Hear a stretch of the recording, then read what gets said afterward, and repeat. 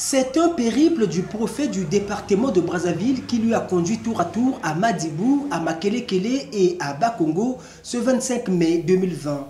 Accompagné du nouveau maire de Brazzaville, Dieudonné Bantimba, et du directeur départemental de la santé de Brazzaville, Jean-Claude Moboussé, Pierre Séber Iboko Nanga a débuté sa descente ici à la mairie de Madibou, 8e arrondissement de la capitale. Reçu par la représentante du maire de cette commune empêchée, le prophète de Brazzaville a rencontré les chefs de quartier, les associations des consommateurs et les chefs de district sanitaire.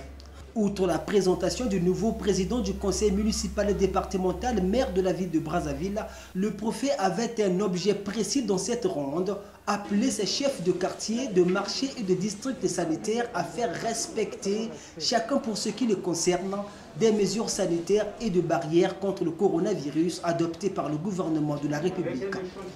Selon les statistiques présentées par le directeur général de la santé qui a projeté les images illustrant l'évolution de la pandémie dans la ville capitale partant du 14 mars au 24 mai 2020, la capitale du Congo est passée de 1 à 246 cas de contamination avérés, dont 8 décès et 96 guéris.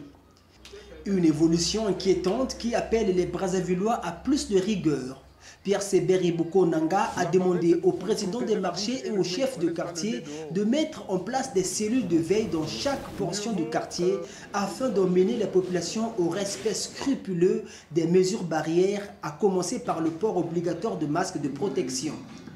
Pas de sortie sans masque, c'est ainsi que le prophète de Brazzaville a renchéri son appel en ajoutant, je cite, « Chaque personne doit être le gendarme de son corps et de la société ». Fin de citation.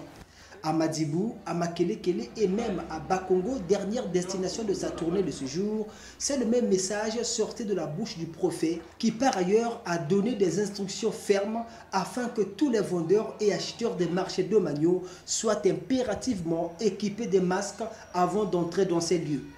Après ces 3 arrondissements, la descente du prophète et sa suite reprendront le chemin ce 25 mai, destination cette fois-là, Filou, Mungali et Potopoto.